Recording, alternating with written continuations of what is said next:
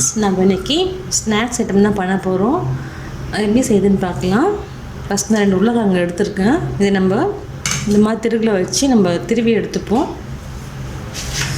அதுக்கு 2 கேரட் திருவி வச்சுருக்கேன். வெங்காயம் 2 அரைஞ்சி வச்சுருக்கேன். நான் அதோட கொஞ்சம் மைதாவும் எடுத்துருக்கேன். 1 ஸ்பூன் மிளகுத்தூளும் 1 ஸ்பூன் சில்லி ஃப்ளேக்ஸும் எடுத்துருக்கேன். இப்போ உருளைக்கிழங்கு துருவி எடுத்துக்கலாம்.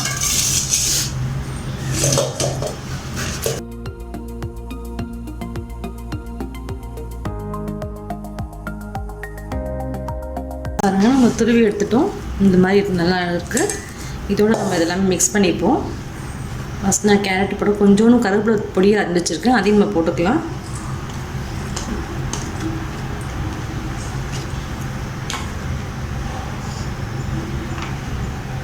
இதெல்லாம் நான் அரைஞ்சிருக்க வெங்காயமும் போட்டுக்கலாம்.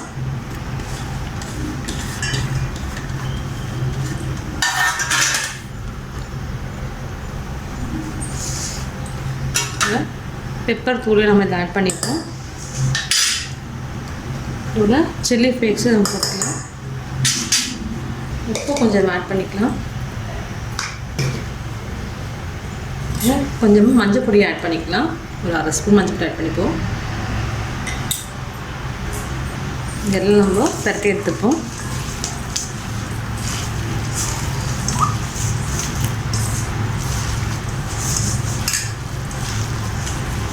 இப்போ நம்ம இதில் இந்த பைண்டிங்காக இந்த மைதா மாவு ஆட் பண்ணிக்கலாம். நான் 1 கப் மைதா மாவு எடுத்திருக்கேன்.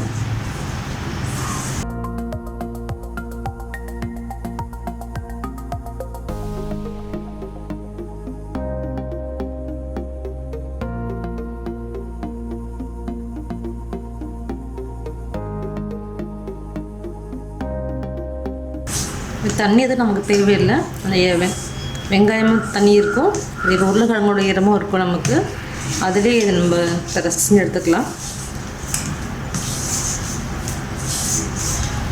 அங்கே இந்தளவுக்கு நமக்கு மாவு நல்லா திக்காக கிடச்சிருச்சு.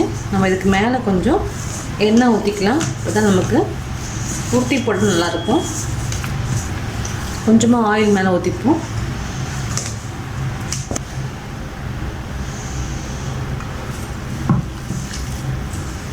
இதை நம்ம கையில் ஒட்டாமல் நம்ம கரெக்டாக முடியும்.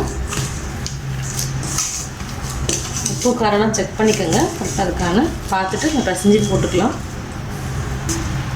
ஒரு மாவு ரெடி ஆகிடுச்சு. இப்போது ஃப்ரை பண்ணிக்கலாம். இதை நம்ம இதில் ஒரு சின்ன 1 ஸ்பூனு கேட் மசாலா எடுத்துக்கலாம். ஒரு டேஸ்ட் நல்லாயிருக்கும், நல்லா வாசமாக நல்லாயிருக்கும் பண்ணுறதுக்கு. அதையும் போட்டு நம்ம அது மாவு ரெடி ஆகிடுச்சு. பேனில் எண்ணெய் ஊற்றி வச்சுருக்கேன். நான் இந்த மாதிரி ஒரு எண்ணெய் கவர் எடுத்துருக்கேன். அது நம்ம இந்த மாவை தட்டி வச்சுக்கலாம். நம்ம எடுத்து வச்சுருக்க மாவு அப்படி உருண்டை பிடிச்சிப்போம். இந்த மாதிரி கையிலையோ இல்லை நீங்கள் ஆயில் கவர் தான், அதில் ஸ்கொயராகவோ எந்த ஷேப்போ உங்களுக்கு எந்த ஷேப்பில் வேணுமோ அந்த மாதிரி தட்டி எடுத்துக்கலாம். இன்னும் மெலிச்சு தட்டிக்கோங்க, அப்போ தான் நல்லா உள்ளே வேகும் உங்களுக்கு.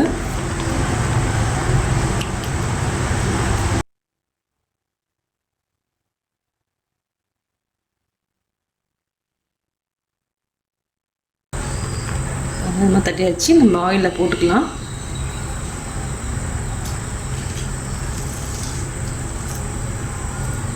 நம்ம இதே மாதிரி தட்டி அதில் போட்டுக்கலாம். இது நமக்கு நல்லதும் கூட. வெஜிடபிள்ஸ் எல்லாம் இருக்குது, உடம்புக்கு நல்லதும் கூட. ஈஸி தான் செய்ய. இதை விட்டு நம்ம செஞ்சுக்கலாம். ஈவினிங் டைமில் பசங்களுக்கு சாப்பிட்றதுக்கு நல்லாயிருக்கும். நல்லா வேகட்டும். நம்ம திருப்பி போட்டுக்கலாம்.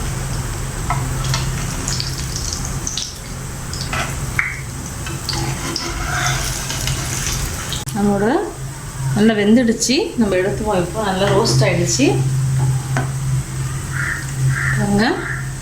நம்ம எடுத்துடலாம்.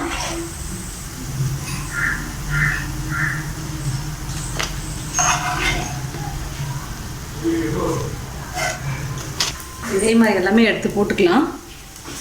பாருங்கள், நம்மளுடைய ஸ்நாக்ஸ் ரெடி ஆகிடுச்சு. இது சிம்பிள் தான், உடம்புக்கு ஹெல்த்தி, நல்லது, உடம்புக்கு நல்லது. நம்ம சாப்பிட்றதுக்கு ஈஸியான செய்ய வேண்டியதுனால ரொம்ப கஷ்டமெல்லாம் கிடையாது.